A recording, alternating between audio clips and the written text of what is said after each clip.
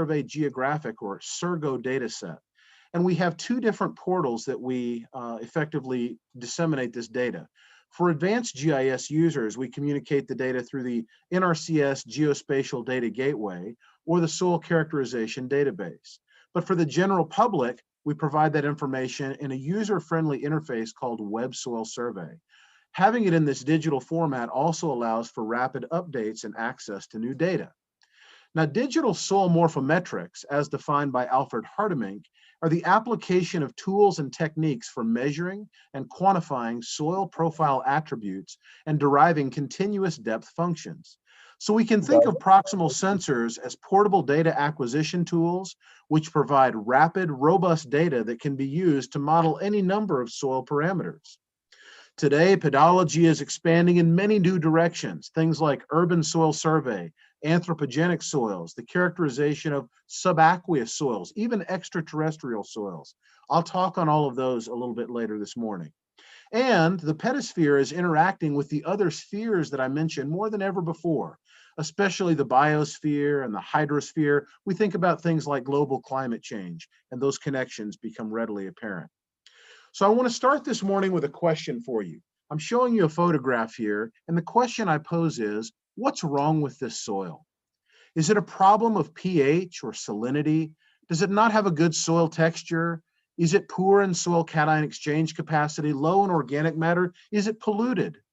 Well, while we've traditionally gone to the lab to find out, we're now taking proximal sensors to the field to answer those questions in a matter of minutes. There's many different types of proximal sensors, and I'm going to be devoting most of my time this morning to talking about portable X-ray fluorescence, in which I'm considered an international authority. Also, I'll briefly mention electromagnetic induction, Vis-Nier spectroscopy, ground-penetrating radar, and laser-induced breakdown spectroscopy. Now, the general considerations that we think about are that some of these instruments provide you with direct readings from which interpretations can be made. PXRF and LIBS are good examples of those. Other proximal sensors give you some sort of detectable data stream reflective of any number of different soil parameters. These are Vis-Nier, diffuse reflectance, as well as electromagnetic induction. But these must be subjected to signal processing prior to interpretation. However, you can look at the raw signal and also discern relative differences in the data. Now, these proximal sensors have several advantages. They're rapid, non-destructive. They offer high sample throughput, wide dynamic range, with limited sample preparation. They're portable, and many interpretations are possible from a single stream of data. But there are also drawbacks. The instrumentation may be having a high initial cost. There are some specialized training for certain applications that are required. And there's variable interpretation required, as well as these methods tend to be less established than our traditional lab methods. Now, generally, the accuracy of proximal sensors may be affected by the environment, site variables, or the modeling data set. Things like moisture, field heterogeneity, management practices can all influence these data sets, as well as the size of the modeling data set, whether we're considering hundreds of samples versus thousands of samples. Some interpretations provide accuracy comparable to lab analysis, but in other cases, proximal sensors yield qualitative to semi-quantitative data. So of course, this begs the question, how accurate is the data? And if the quality is not comparable to lab data, why not just use lab data? Well, of course, the answer to this question are savings realized in terms of cost and speed of analysis. And in many cases, realize that the data provided by proximal sensors is qualitative or better, even semi-quantitative or quantitative. Remember these old tests that we used to use? The Heligatruog pH kit there on the left, hand texturing of the soil sample, maybe a rudimentary colorimetric test for nitrogen, phosphorus, or potassium determination. Well, I would argue to you that proximal sensors can certainly do much better than these qualitative tests we relied upon for many years. Just looking at some Vis-Nier spectroscopy correlations that are maybe 15 to 20 years old, we were already finding correlations back then of around 90 to 95% for many different soil parameters. This is a paper from Vizcarra-Rossell in 2006 in Geoderma indicating many of these parameters are 80 to 90% accurate. Here we look at total nitrogen, organic carbon, organic matter percent. All of these are around that 85 to 95% accuracy in terms of what they're able to quantify. Even if you need the ultimate in accuracy, and that is lab data through inductively coupled plasma mass spectrometry, you can use proximal sensors to refine your field or laboratory sampling scheme. That is effectively differentiating remarkable from non-remarkable samples. The example I like to give is with all of these samples on the tray here, what if I was to spike just one of those with a small amount of arsenic? Well, you wouldn't be able to determine which sample had the arsenic in it without testing all of them. Yet, except for that one sample, all of your costs and your resources would be wasted in identifying that one sample that has the arsenic pollution. However, with portable X-ray fluorescence, we could quickly scan all of those, find the sample with the arsenic, then take that one sample to the lab and run that on inductively coupled plasma. So I want to start off and talk a little bit about X-ray fluorescence. And this is the technique for which my reputation worldwide is really voluminous. What you're looking at here is a battery-operated Olympus Vanta series PXRF. It's state-of-the-art. This is their latest model. It features a rhodium X-ray tube operated at 10 to 40 kiloelectron volts, operated in a mode known as geochem mode. Scanning is facilitated through the aperture. It's about a 2-centimeter aperture. We typically scan for 30 seconds per beam, and the price of this is around 40,000 US dollars. It can be used on soil, vegetation, as well as liquid matrices. Now, looking at the periodic table of elements, you'll note that the PXRF is capable of quantifying a wide range of elements. Typically, X-ray fluorescence has higher limits of detection with lighter elements, but as the elements become progressively heavier and larger within their electron shell, we find lower limits of detection, often at 5 parts per million or even less. Now, today within the United States, we have 3 officially referenced methods for the use of portable X-ray fluorescence. US EPA method 6200 is the classical method, followed by the USDA NRCS 7.3.1 method and the Soil Survey Field and Laboratory Methods Manual. I helped to co-author that method as well as the method for the Soil Science Society of America. Now, the potential soil science applications of PXRF are voluminous. It can be used for textural determination, pH, salinity, cation exchange capacity, base saturation percentage, plant essential elements, gypsum content, calcium carbonate content, heavy metals, compost analysis, soil spatial analysis. And again, with the advantages of being non-destructive, rapid, multi-elemental, with low limits of detection and wide dynamic range. Now, the disadvantages are it cannot read hydrogen, carbon, or sodium directly. There are some moisture effects which must be considered, and soil heterogeneity can be a challenge. Some of you may ask, how can we determine base saturation percentage without sodium, or look at pH if we don't have an indication of hydrogen ion activity? I'll cover that momentarily. So first, let's take a very simple application and determine soil salinity with portable X-ray fluorescence. We know that soil salinity can degrade soil quality and promote desertification. And we also know that salts are commonly combinations of calcium, magnesium, potassium, sodium, sulfate, chlorine, carbonate, and bicarbonate. Now, traditional methods of analyzing soil salinity rely on slurries or solution extractions to measure their electrical conductance. And of course, these are laborious and typically conducted ex situ. Furthermore, electrical conductance provides no information on the type of salt present. Well, in evaluating portable X-ray fluorescence, I collected 121 soil samples in southern Louisiana. We'd made elemental determinations through portable X-ray fluorescence scanning, and then following on with saturation, we also measured the electrical conductance of saturated soil paste using a digital conductance meter. Note that the salinity range was quite wide in our study, from 1/10 of a decisiemens to more than 80 decisiemens per meter. What we found using simple linear regression with a single element was a predictive accuracy of around 0.83. And when we include multiple linear regression with multiple elements, we can get the calibration equation up to 0.90. Validation R-squares of these are typically in the range of 0.7 to 0.8. So soil salinity can be reasonably inferred using PXRF elemental data as a proxy. And also that elemental data provides for the identification of some simple salts like sylvite or gypsum, those kinds of compounds, all right? Well, Given the fact that this worked well for soils, we thought, why not try it for water quality as well? Same sort of thing. The salinity of brackish waters is determined through electrical conductance, but again, we don't have any idea of the type of salt present there.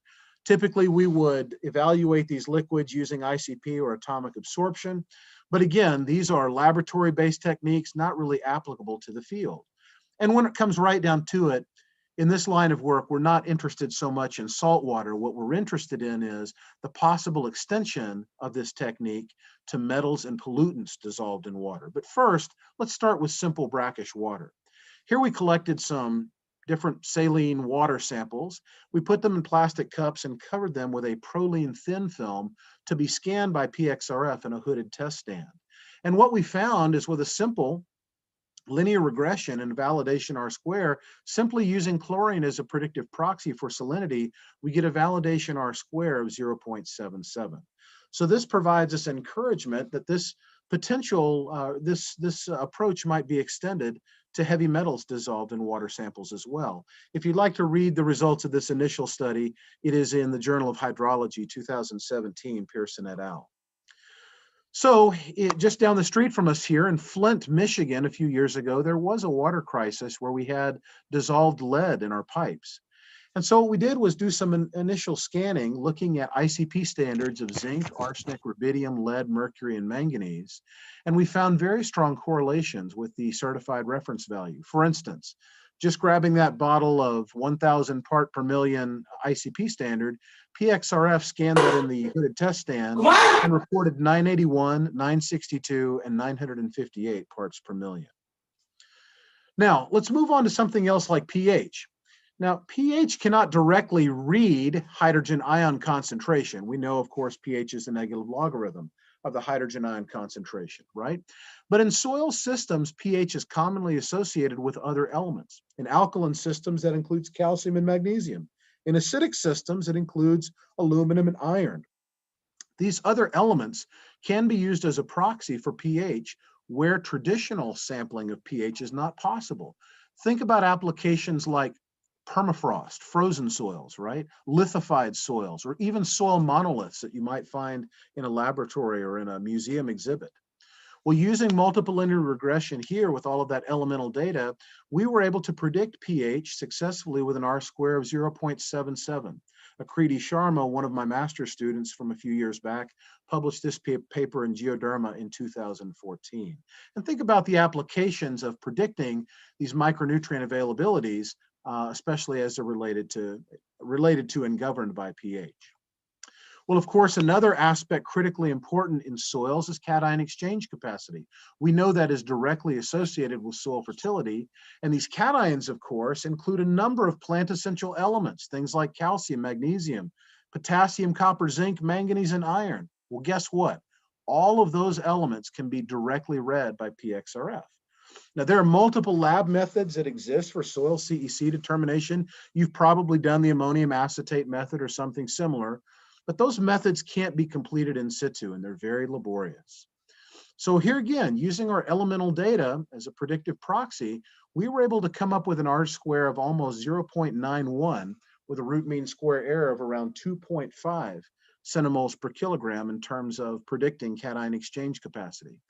So this has real application for mobile soil analysis labs, real-time soil fertility mapping.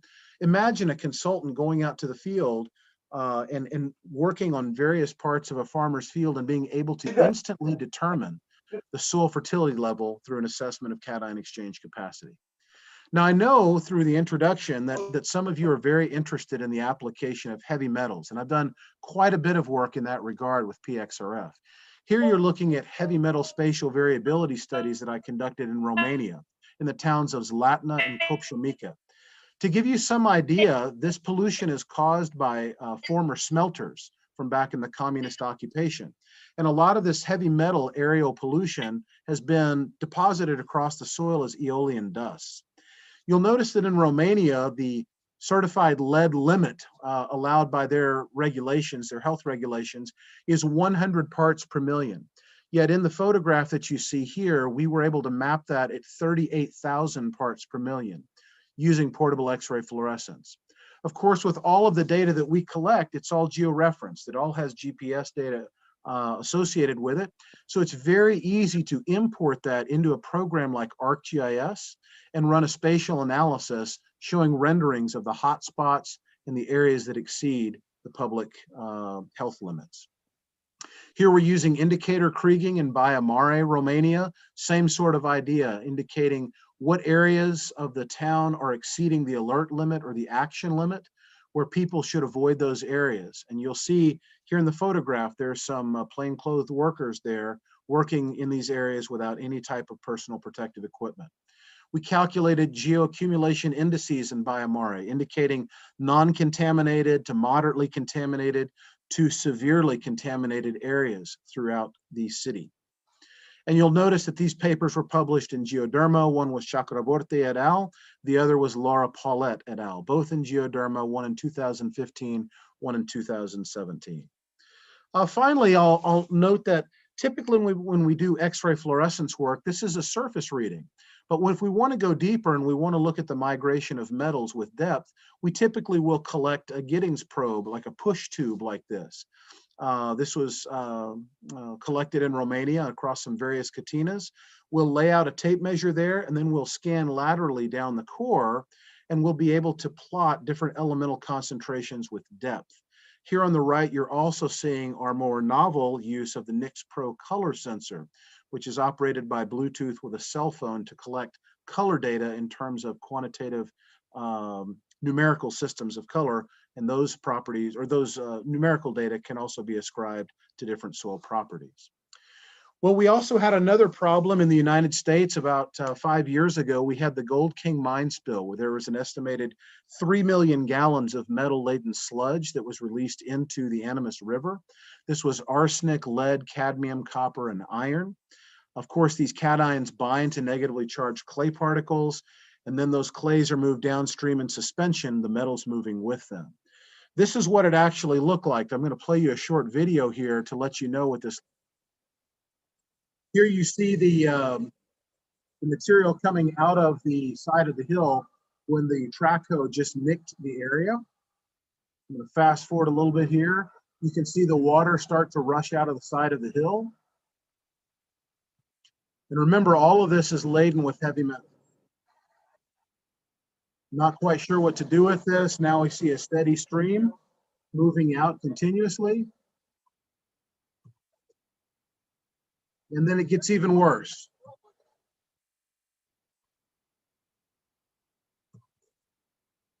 Let's scoot back there for just a second.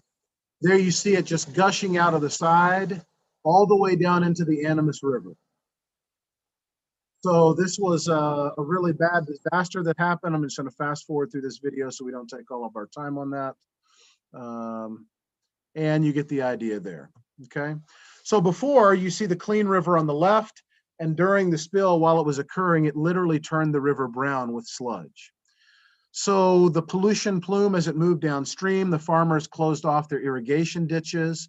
And just a couple of weeks after, we were called out with our X-ray equipment to look at 4 different types of soil: control areas with no irrigation, irrigated farm fields, riverbank sediment, and then the sludge itself. And you see all of those photographs here: the control in the upper left, irrigated land to the lower left, riverbank sludge to the upper right, and then the riverbank alluvium in the lower right. So here we are with our portable X-ray fluorescence unit actually scanning the sludge on the riverbank. And this is what I'd like to point out to you. You'll note what I'm showing here are the different levels or the different types of land. We have control, then irrigated, then riverbank, and then sludge. And what you'll note is, in every instance, the level of the metallic element increases with those different land types, such that things like the riverbank sludge, when you look down here at the lead, we scanned it from 509 to 859 parts per million. We'll realize that our residential screening limit in the United States is 400 parts per million. So that clearly indicated the danger of these pollutants as they move downstream. So the concern moving forward is there's the sludge that is left behind on the riverbank, but when there's a hydrologic pulse, it kicks up some of that sediment into the river, turning the water brown. That water is then pumped out of the ditch and used as irrigation water for the fields. And then those metals would work their way out into the fields where we have vegetables, we have fruits, we have alfalfa that is used as animal feed, and there's concerns about bioaccumulation of those metals. Concerns over this, this disaster were so severe that I was called to testify before the US Congress. And here you see me giving testimony before the United States Senate. Sitting next to me was the chair of the US Environmental Protection Agency, and I was able to answer questions for US Senator, several US Senators in this closed session. Well, in addition to testing different kinds of heavy metals and various sediments, I talked about the Gold King mine spill. We've also done water testing involving those heavy metals, and we have a paper published on that in the Journal of Hydrology as well. We've also looked at vegetative testing, seeing if different elements are moving into vegetation and being deposited in different parts of leaves or bark or things like that. You can read these papers again in the Journal of Hydrology, Pearson et al. In 2018. Or you can read Candace McGladdery et al. In the Journal of Environmental Management. This was also published in 2018. Of course, there are many other applications of portable X-ray fluorescence: lithologic discontinuity identification, enhanced PET-on horizonation, the quantification of gypsum and calcium carbonate, the characterization of podzolic horizons, plant essential nutrients. We recently published a paper on the characterization of lignite coal, specifically the sulfur content, the characterization of compost against soil spatial variability. We have papers published on all of these things. And so if you have an interest in these kinds of applications, I'd encourage you simply to go to Google Scholar or Web of Science or Scopus and type in my name along with PXRF, and you'll come up with a litany of papers that you can review on any number of different subjects. Here's a little snapshot of what one of our data visualization tools looks like. Basically, we laid a wireframe down over a soil profile and we scanned every one of those cells individually with portable X-ray fluorescence. We were then able to display that elemental data on top of the color photograph there to give an enhanced image of where we might find elemental abundances within the soil. On the right, you're looking at rubidium concentration, which tends to be associated with clay content. So obviously seeing an increase in clay content approximately a half a meter beneath the soil surface gives us an indication that that is in fact an argillic horizon of clay accumulation. So some other proximal sensor types that are out on the market include visible near-infrared diffuse reflectance spectroscopy. This uses a visible and near-infrared light, where we have light moving out of a contact probe, striking the soil material, and then some of that reflecting back. And combinations of those reflectance patterns at specific wavelengths can be associated with different properties that we wish to infer. The Vis-Near spectroscopy has special abilities in terms of characterizing carbon, and it's very sensitive to moisture as well. There's a moisture absorbance at 1,940 nanometers that is well known in the literature. Here's a couple of examples of different types of Vis-Near equipment. The AgriSpec ASD DRS on the left-hand side runs about $60,000. The instrument that I had at Texas Tech was from Spectral Evolutions, the PSM 3500. It ran about $75,000. Both of these robust instruments capable of collecting data in 3 to 5 seconds. And of course, Vis-Near has successfully quantified a range of different soil properties. You can read Morgan et al., Travis Weiser, David Brown, Viscara Rossel, Alex McBratney, Budiman Manasny. There's many authors who've published in terms of Vis-Near spectroscopy, but it's mostly been used to determine soil texture through clay content, mineralogy, organic carbon. Again, soil moisture, I have a paper in Journal of Hydrology on that with Yuanda Zhu. Cation exchange capacity, as well as some pollutants. Now, another classical technique that you'll find widely used in agronomic studies is that of electromagnetic induction. It's a fairly inexpensive sensor and data is easily acquired. There's many different types. You see the Veris, the EM38, and the dual EM sensors all pictured here. Of course, oftentimes, as the name dual EM might infer, it is a dual dipole. So it is reading both horizontally as well as vertically, where we have a transmitter coil on one end of the carpenter's level or pipe, so to speak, and receiving coils, again, both in the vertical as well as horizontal on the other end. There's many different studies that have been published with EMI. Here's a spatial variability analysis study conducted by Jim Doolittle, where they're looking at the identification of saline seeps across the landscape, and they're inferring that with apparent electrical conductivity reported in millisiemens per meter. Here's looking at some spatial variability specifically related to different soil mapping units, and you see that the Wardell loam was effectively differentiated from the Sharkey silty clay loam. So again, you can read Doolittle et al., you can look at Breivik and Fenton for some examples of how electromagnetic induction is used in soil science. Now, another technique that you might hear referenced occasionally is LIBS, laser-induced breakdown spectroscopy. And this is basically a battery-operated laser used to produce a plasma over the target matrix. It offers a wider number of elements than PXRF, including especially light elements like nitrogen, carbon, lithium, and sodium. And you might say, this is fantastic. Let's immediately start using this instead of PXRF. But there are some problems with LIBS that you don't face with PXRF. The first of which is it is semi-destructive. It actually burns the sample in a small location with the laser. Second of all, samples must be pelletized prior to scanning. So that's a real problem when your soil matrix is sandy. It works pretty well for clayey soils, but for sandy soils, not so well. And finally, the soil that you scan with LIBS has to be absolutely dry. So of course, this limits its field utility because soils in the field are often moist. But this is basically how it works. We have a laser, which again strikes the surface. It creates a plasma. We carry some some signal back through a prism, which causes a refraction through the prism. And then we're able to measure the dispersed light to come up with elemental quantification. You'll notice that there are some practical applications of LIBS. These mostly concern some of our lighter elements like sulfur, beryllium analysis, carbon, lithium, those kinds of things. You'll find some papers out there in the literature in regard to that. Now, ground penetrating radar is another technique. It often kind of looks like a lawnmower here that we might use for mowing a lawn in the United States. Here we essentially have a radar signal that is sent down into the ground, and return signals are used to indicate geophysical differences beneath the ground. This can be helpful for identifying rocky substrata, pipelines, grave sites, or specific soil features like durapans, petroferric contacts, or petrocalcic horizons. So here you see in this photograph, they're shooting a radar beam down into the ground. You see a pipe in the illustration beneath. And then over on the right-hand side, you see those little jagged areas where the individual pipes are shown as a blip in the radar image. And that gives us some indication of where there are differences in the substrate.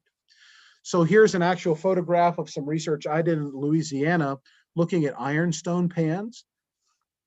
You'll see within this geologic high wall, there are some hardened pan layers, and we were able to pick those out using ground penetrating radar. You can see those illustrated in different ways here, a couple of different illustrations, but I think you can kind of see the areas of the hardened pans found in these illustrations. Now, ground penetrating radar isn't suitable for all soils. It tends to work well in sandy soils. So it would work well in Florida, maybe in upstate New York, areas of Nebraska perhaps, but there are many parts of the United States where the soils are just too rocky or they're just not well suited for ground penetrating radar. Now, if you take all of these individual techniques and you put them into Geoderma, and if you haven't read Geoderma, it is one of the journals published by Elsevier that really concerns a lot of proximal sensor work. It has a very high impact factor of greater than 4. So I would encourage you to read that. But if you put these different search terms into Geoderma, you'll find that LIBS gives you a few hits, maybe 13, PXRF 38, ground penetrating radar 72, electromagnetic induction 109, and VISNIR 272. What I'll tell you is from my knowledge of these different areas, VISNIR and electromagnetic induction have been on the scene now for several decades. They're well-established techniques that are widely accepted by the Academy. What we're seeing today is a rapid growth in the use of portable X-ray fluorescence. I'm now seeing this used on every continent. Many universities have multiple PXRF units that are being shared amongst departments for all different types of applications, because it's just so easy to use that it's quality data, and it's very easy to put meaningful data in the hands of analysts. So a lot of people are now starting to use PXRF, and I think you're going to see a real explosion of papers published in that area. Another thing that you'll see that is really coming on the scene is combining sensor data platforms. I actually hold an awarded patent in this area for combining portable X-ray fluorescence with Visnier spectroscopy. We have some other patents that are also under evaluation concerning the portable color sensor, as well as combining that with different sensor platforms. But combining these sensor streams, these different types, turns out to be more powerful than any technique in isolation. So again, we often use Visnier continuous spectral data as primary modeling data, and then we feed elemental data from a portable X-ray fluorescence unit into that Visnier database as what we call auxiliary input data. And this strengthens the overall predictive accuracy.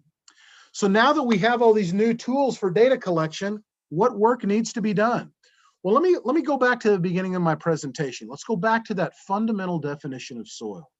The unconsolidated material at or near the Earth's surface that has properties due to its proximity to the surface. So first, let's start with Earth.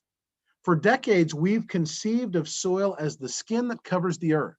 And remember all those dynamic interactions with the other spheres, the hydrosphere, the atmosphere, the biosphere. So, oh yeah, what about these?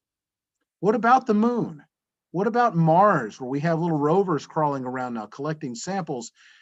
Are the sediments up there soil? Do those constitute soil? Well, from a definitional standpoint, the answer was historically no. But now that we've found evidence of water, the definition is under active debate. And you'll see more of this in the discourse being actively debated by the Academy. In the CSA News published by the Soil Science Society of America, there was an article in 2017, only 3 years ago, about a new definition of soil. So this is an active debate that we are having as a professional society throughout the world. Certainly for decades here in the United States, subaqueous soils were never mapped.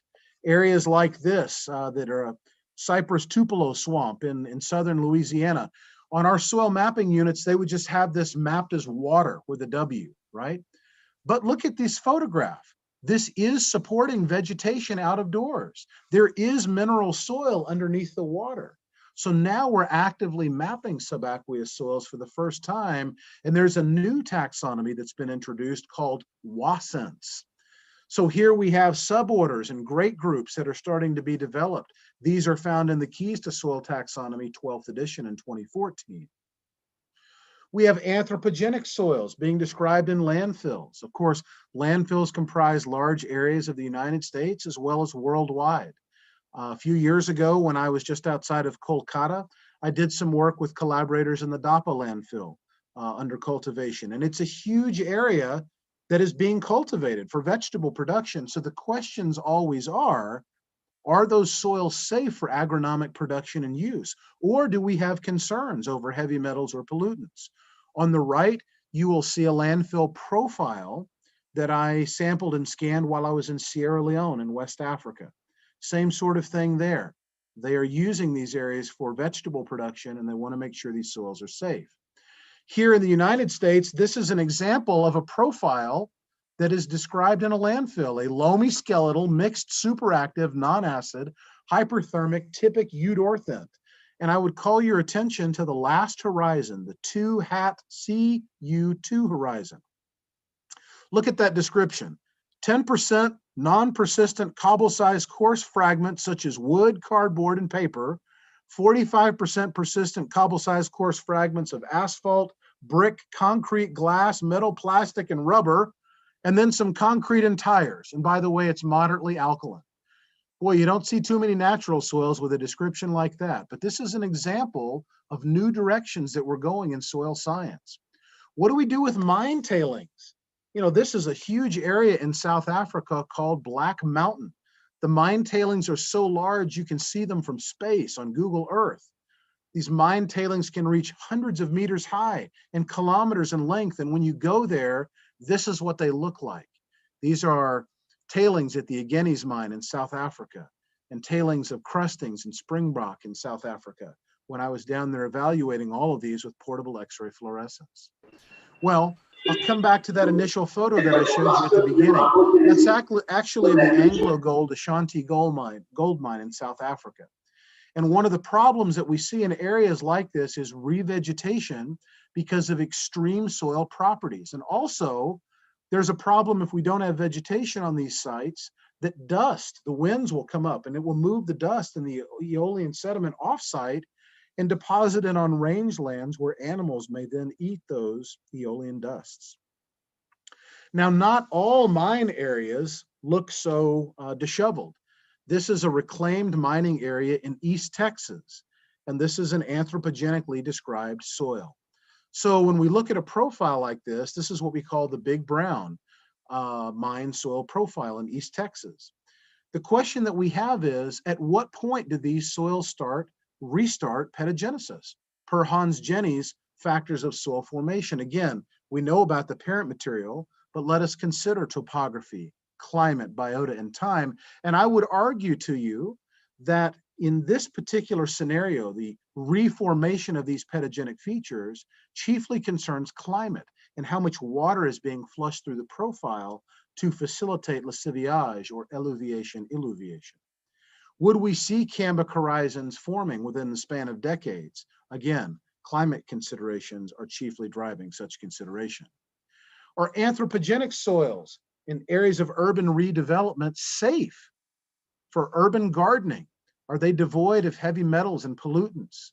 Do they have legacy pollutions? We have what are called Superfund sites here in the United States, which are highly polluted areas. If you have interest in Superfund sites, you can go to the US Environmental Protection Agency and just Google Superfund site and you'll find a list of those. There's issues of heterogeneity, cut and fill in raised beds. Here we're actually scanning some wood that is being used to create a flower bed. The reason we're scanning that wood is there is a rot preventative chemical infused into the wood called copper chromated arsenate. And there with that word, arsenate, you understand it has arsenic in it. We're worried about that arsenic leaching into the beds, which may be used for vegetable production. So in different soil classification systems of the world, like the World Reference Base, they've actually outpaced the United States. They already have anthrosols and technosols to describe soils which have had substantive human interaction.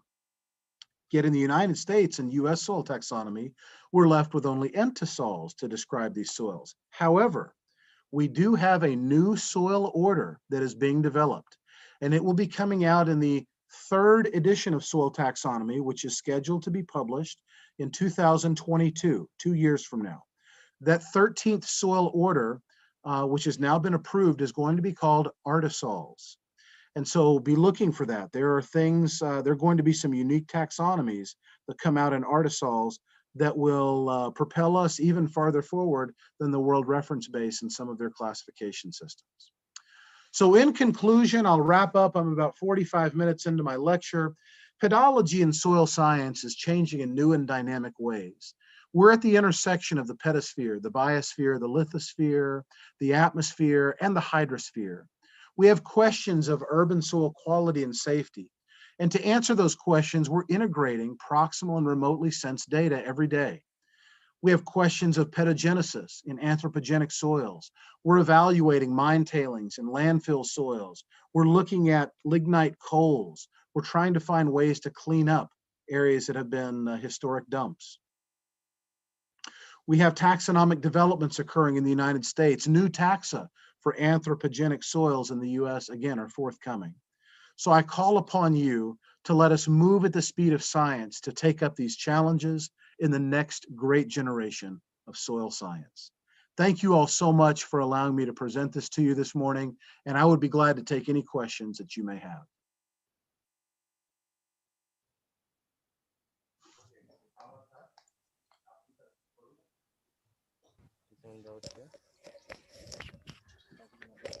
Thank you, Dr. Indra, for your very nice and elaborative and very informative presentations.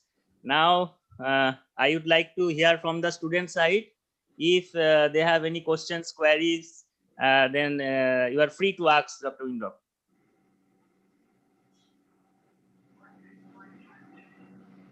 Any questions from the student side? Students, participants?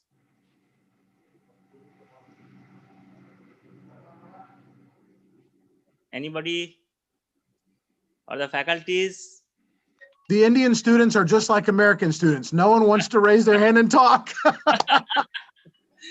Okay, sir. It is not the question. That is from my side. I want to know. I have also gone through some of your papers regarding these PXRF related issues. The thing is that actually what we are doing, analyzing the traditional systems in nitrogen, phosphorus, potassium in the laboratory. And you have also the technology that you are employing in your field, this PXRF. It's a very remarkable issues that, and Dr. Chakraborty actually, who was there in our university at the time, just a few years back. Now he's in IIT Kharagpur. So he also introduced us regarding these analytical techniques. But the question that I used to ask him also, again, I am asking you that in terms of the precision, in differences between the traditional methods and these PXRF methods, how far this is applicable to the scientific community in terms of the analysis? That's a great question. So it's always a trade-off between accuracy needed versus cost, right? And so this is the example that I like to give. Let's say that we have a farmer, okay? And that farmer says, I have 100 rupees that I'm going to pay to get a soil analyzed. And with that 100 rupees, I could collect one soil sample, and I could take it to the laboratory, and I could get ICP analysis run, and it would be very accurate. But the problem is the farmer has 100 hectares, and that one sample, while accurate, it only represents a very small amount of the 100 hectares, right? So what if we were able to say with PXRF, with Visneer, we could make a scan in the field for 5 rupees. So now instead of one data point, we would have 20 data points throughout that entire field. And the accuracy might be around 90%. It wouldn't be quite as accurate as that one ICP sample, but I would argue that from a farmer's standpoint, they would like to have that data that's 90% accurate, but over their entire field, as opposed to one data point that is super accurate. See what I mean? So I think I will, as a proximal sensor advocate, I will always make the caveat, if you need the ultimate in analytical accuracy, our sensors cannot provide that. I will always defer to traditional laboratory methods. And those laboratory methods, there will always be a place for them. They are important. When you need super low limits of detection and those kinds of things, we have to go to the ICP, okay, or the atomic absorption. But if we need a quick look in the field, on the go, get a quick idea of where things are going, if we wanted to have a mobile testing lab, pull up on the square of a small village in India, and have farmers from the community bring in a sample and let us analyze them right there on site in a matter of minutes to give them some indication of what the fertility or salinity or pH of their soils are, we could do that very effectively and very inexpensively. And another aspects you have also mentioned regarding the laser-induced breakdown spectroscopies. So whether these are almost, the mechanism is almost similar to that of the PXRF methods in terms of analyzing these soil samples, etc. Well, you know, what's different is that the housing, the instrument itself looks very similar. They both look kind of like a laser gun, right? But the LIBS is different in that it does shoot a laser which burns the soil surface. So oftentimes with PXRF, we herald it as a non-destructive technique. But in fact, with LIBS, it is not non-destructive. It does burn the soil surface.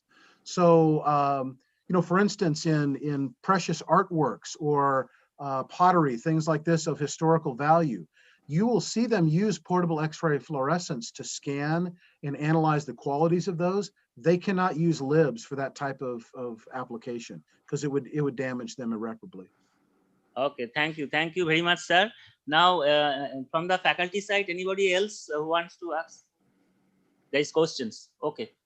Hello, sir. This is Dr. G.C. Boni from Soil Science Department.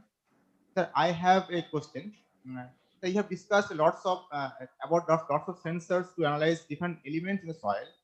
Is there any sensor specificity for different elements, or we can employ any sensor for examining any types of elements? For example, suppose that if we want to analyze heavy metals, you may use the radar or you may use the PXMR, or if we want to measure the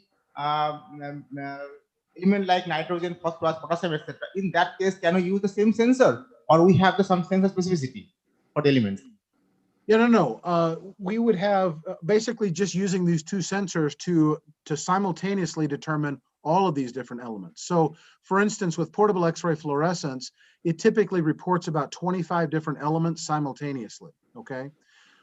We would use those different elements to infer cation exchange capacity, the pH, the salinity, clay content, all of those different things would come from those elemental data using different predictive models. So the way that this often works is we create a modeling data set capturing the maximum variability we expect to find within that field or within that region. And commonly that is based on a common lithology, like derived from calcium carbonate or derived from granite or something like that, right? Then once we've developed that model, we can use that model to then make predictions across that same lithology for, potentially 100 kilometers or more, right? We would never want to develop a model in one lithology and then use it and apply it in a different lithology. We would need to construct a different model for that, right? But the idea is once we construct these predictive models, then you can go ahead and measure directly. And I know you have questions specifically about the plant essential elements, the nitrogen, the phosphorus, the potassium, right? I mean, those are the big three.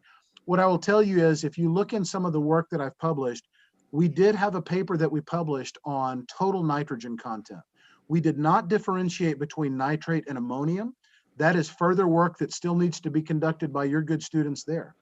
And I think there's real promise in doing that. We just simply didn't have the time to get to that level of discovery. But what we did is we compared our proximal sensor techniques in our models against using Dumas method high temperature combustion for total carbon, total nitrogen. And we were able to determine that with 95% accuracy. So there is the possibility to determine nitrogen content. That means that first we have to develop some model before we go analysis. That's right, absolutely. And so these models are all based on advanced statistical techniques such as random forest, penalized splines, different kinds of these advanced machine learning techniques. Okay, sir. My second question is that if we want to analyze a deep soil sample, that is deep, I think beyond 50 centimeter, and in that case, the sensor can be applicable or not? Yeah. So again, these sensors only measure right at the soil surface. So if you want to go down with depth, what you have to do is punch a tube down into the ground, extract the core, and then scan laterally throughout the core in order to get the idea of the profile with depth. Okay, thank you, sir. We have learned a lot of things from your lecture. Okay, you're very welcome. Thank you, sir. Professor Sinha, are you there? If you have anything to say, sir. Professor Sinha, can you hear me? Yes, I'm here. I'm here. Okay. No.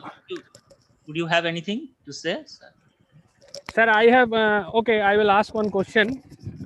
Actually, I'm in the field. Sir, it was very nice to hear from you the new techniques.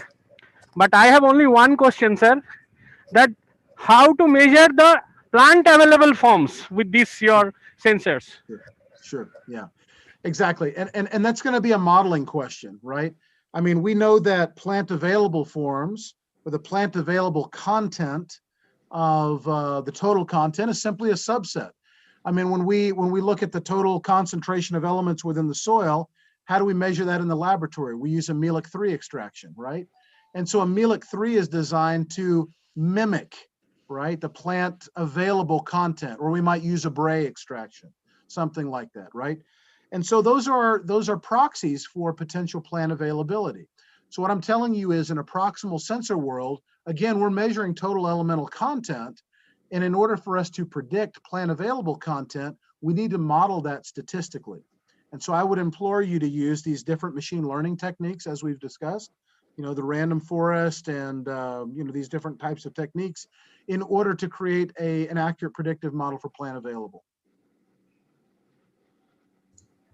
Okay, thank you. There is one student raising his hands, Mr. Subhadeep Mondol. He is a PhD research scholar. Subhadeep, please. Thank you, sir. Myself, Subhadeep Mondal. I am currently pursuing my PhD under Dr. Shovik Dev. Sir, I have a question that how much accuracy can we expect in MIR over NIR if we want to analyze for organic carbon? And means what are the data mining techniques in case of what are the validation we are expecting, like in basis of R square and RMSE? Yeah, and I will tell you, I have not worked much myself with MIR, so I'm not at liberty to say specifically on that. But what I can tell you is, with regards to organic carbon with Visnir, is very accurate. I mean, extremely sensitive. What I'll tell you is, I did a project a few years ago where we were looking at hydrocarbon detection, essentially oil pollution, and this was part of the Deepwater Horizon oil spill.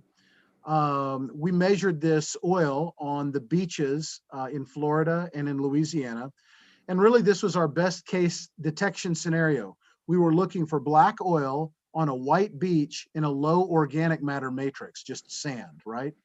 But in terms of the accuracy we were able to create with our predictive models, we got R squares of 0.99, okay? I mean, it was right on the money. And in terms of limits of detection, we went down to 50 parts per million, all the way north of 250,000 parts per million. So we had a wide dynamic range we were able to predict very easily. So what I'll tell you is it's been my experience that with carbon, organic carbon specifically, Visnir is highly sensitive to that. Again, I would encourage you to read the works of David Brown, Christine Morgan, Travis Weiser in those areas. Viscara Russell, they've got a lot of works on those specifically related to organic carbon. Thank you, sir. You're kindly welcome.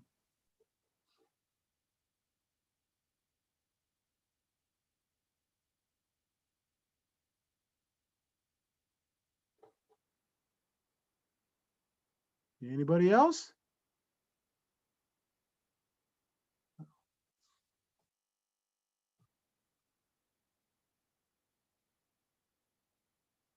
Are y'all still there? Did I lose you?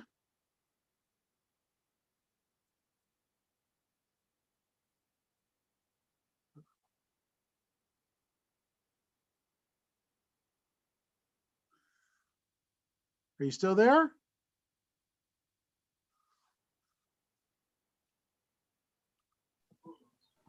Oh, there we go.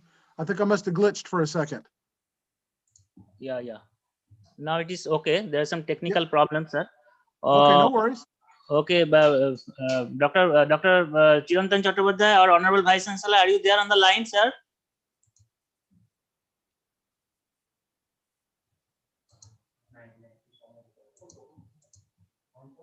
Actually, he is listening since the beginning of your lecture, and he is also very much keen to hear from you, sir. So I am just trying to connect him. He is on the line, but maybe there is some problems in the network. Well, I think you're just going to have to bring me to India then in person, okay, and let me visit your university. Yeah. So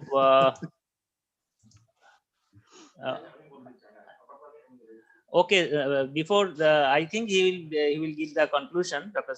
Chattopadhyay. Before that, I invite Dr. Shovik Dev to, if he has any queries to Dr. Windhoff, and also summarize his lecture in short. Okay, sir is there. Dr. Chattopadhyay, sir, our Honorable Vice Chancellor, are you there listening to me, sir? Sir, are you listening to me? You have to unmute, sir.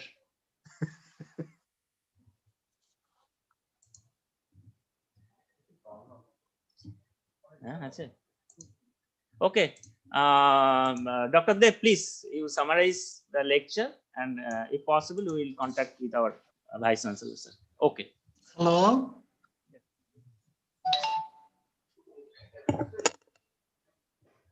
Honorable Vice Chancellor, sir, please. Hello? Hello, sir. You are audible, sir.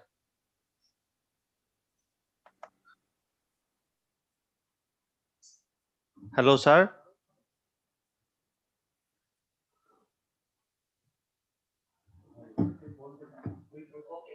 Okay, sir. I think there is some technical glitch, so we can't hear our Honorable Vice Chancellor. So, Is it audible now? yes, sir. Yes, sir. You are audible.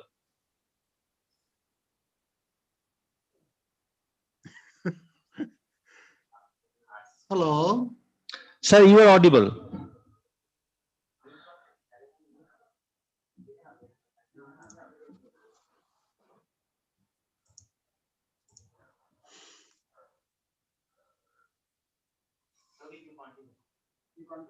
Okay, sir. So I think. Hello?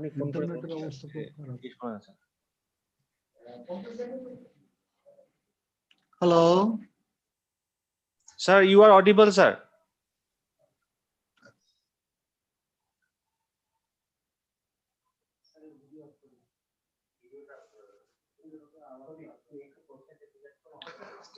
Sir, in the meantime, sir, myself, Shovik, sir, I had the opportunity to work with you. Thank you very much, sir, for being here. Hello? Hello? Am I audible? Sir, you are audible, sir.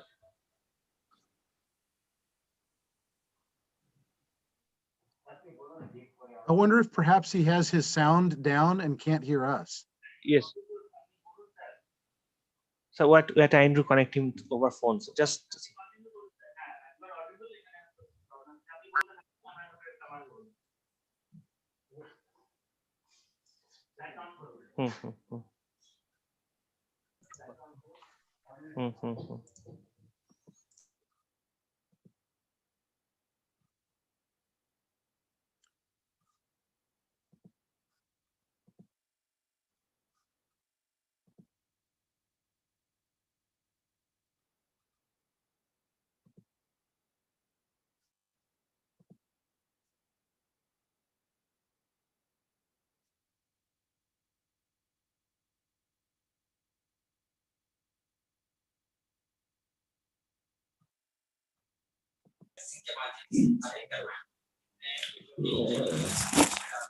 এটা কি লাগবে আপনার? না কি বানাবে এর মধ্যে গ্যাসিনিয়াম thermometer একটা ভাঙে পেয়েছে তো এটার সঙ্গে শেয়ার করব। উপরে সাপোর্ট কভার নেই কভার নাই কভার বলতেছ এর উপরে থাকে। স্যার বলুন না কাউকে লিংক দিতে। কি কোন লিংক? কোনটা? ওই ইউটিপিএস বিমল দাকে বলুন না যে লিংক একটু আমরা হোয়াটসঅ্যাপ পাঠিয়ে দিতে। কেউ ওটাতে নেই সব গুগল মিটেই নেই। আপনার আমারও ফোন ধরে নাই ভালো ফাংশন করছে না আমিও আর করি না। আরে কালকে অনেক কষ্ট আমার ধরেছে তারপরে কথা বলে আমি এগুলো করলাম। বিয়ের ব্যস্ত ছিল আরে আমি ফোন করি তো বিয়ের বাজনা বাজছে খুব। আর দ্বিতীয় কালকে ওই সুমিতার দিয়ে আমার সকালে ফোন করছিল স্যারটাতে। Professor Wendorf, are you there? Yes, I'm here. Okay, so let me ask you one question. So I have actually a lot of questions because I am working on this. So actually, I will ask only one because the time is limited. I am working with the spaceborne radar at this moment, and we are using the radar to analyze the soil moisture.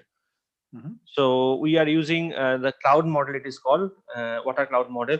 So the ground-based radar, I heard about this, but I have never get the option to work with this. So my question is, can these two technologies, I mean the ground-based radar, which will have much more accuracy and much more, I mean spatial resolution, can be merged with the spaceborne radar data? So it can be done with a larger spatial scale with higher spatial accuracy.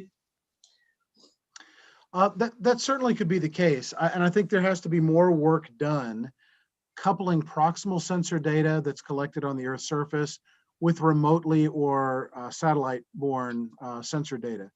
The challenge that we often see in those times concerns vegetation that is covering the soil surface, and Okay, also sir. concerns atmospheric conditions, moisture, clouds, things like that that can distort even, sometimes in parts of the world, ash or dust, things like that, that can distort some of the signal coming in from those remotely sensed platforms. So I think it does hold tremendous promise, but it is an area that needs further investigation. And I think it's a promising area, which is worthy of investigation.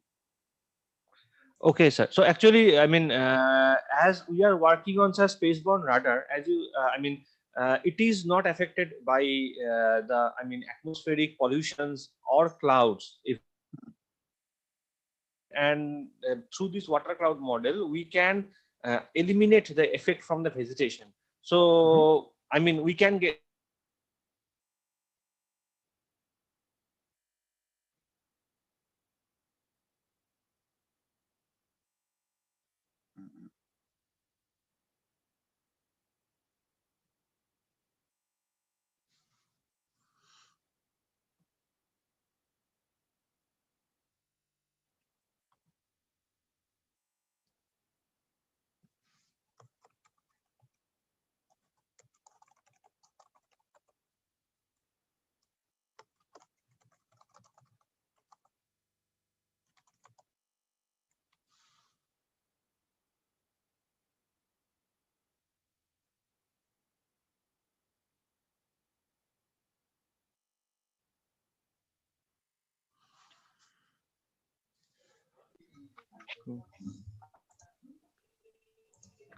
Hello. Yep, I'm here. Yes, I think there is some problem in the Zoom platform with. So what I was saying is that as the spaceborne radar data is unaffected by the clouds or the aerosols, and we also can remove the effect by the vegetation. It can be an option. Where we can merge the both data, spaceborne and the ground data. I think that's fantastic. Yeah. And what we're seeing is, and I can't speak specifically to, a lot of those larger data sets like that, but what we've seen is when you combine different types of data, you get more robust predictive models. And I think that exact same approach would hold true if you're using the spaceborne as well as proximal in tandem. Okay, sir. And I have many other questions because I am working with sensors, but I cannot ask them all because due to lack of time. So if I have any question, I will mail you. Please do. Please do. Okay, sir. So I have the opportunity to summarize this lecture. The lecture was on pedology application of proximal sensors. Professor Wender from Michigan University, he first told about the very basics of pedology because this lecture was intended for the students mainly. And then he moved about the digital soil morphometrics and the new technologies. And then he said about the major types of proximal sensors, the pro and cons, both quantitative and qualitative, with in comparison to the lab-based analysis.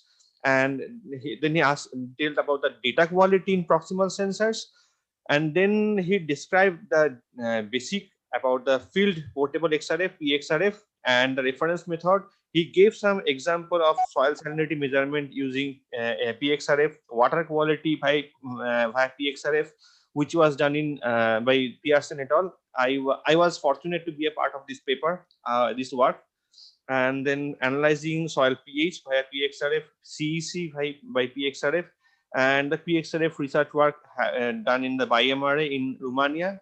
Again, I was a part of it. It was a very interesting work. And then the Gold King mine spillage in USA, the environmental quality assessment using PXRF, and then he detailed about the different other PXRF applications like enhanced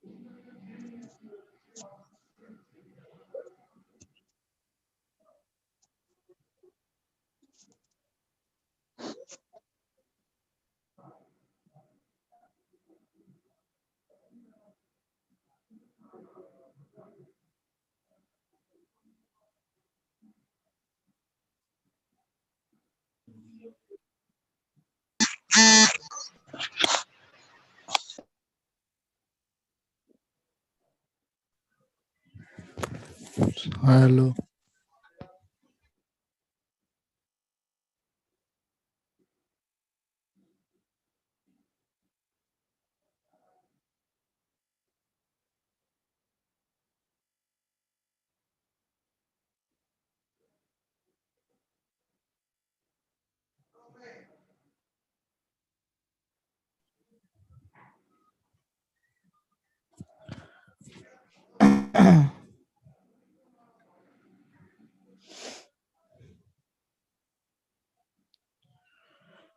Hello, Dr. Windroff. We are having a problem with our main server. So, hello. Sir চলে গেছেন, উনি চলে গেছেন, bye bye লিখে চলে গেছেন, good day, have a good day লিখে চলে গেছেন। ও আচ্ছা আচ্ছা, তাহলে ঠিক আছে ঠিক আছে, ঠিক কিছু আছে। করার নেই। নেক্সট সেশন তোমাদের ডেটটা থেকে হবে। হ্যাঁ ঠিক আছে, উনি কন্ট্যাক্ট দিয়ে গেছেন, মানে ইমেল করে গেছেন, ইমেল আইডি দিয়ে গেছেন যে কোনো কোশ্চেন থাকলে ওনাকে জয়েন করতে। ঠিক আছে, ওকে ওকে ওকে। Hello sir. সবিক উনি চলে গেছেন।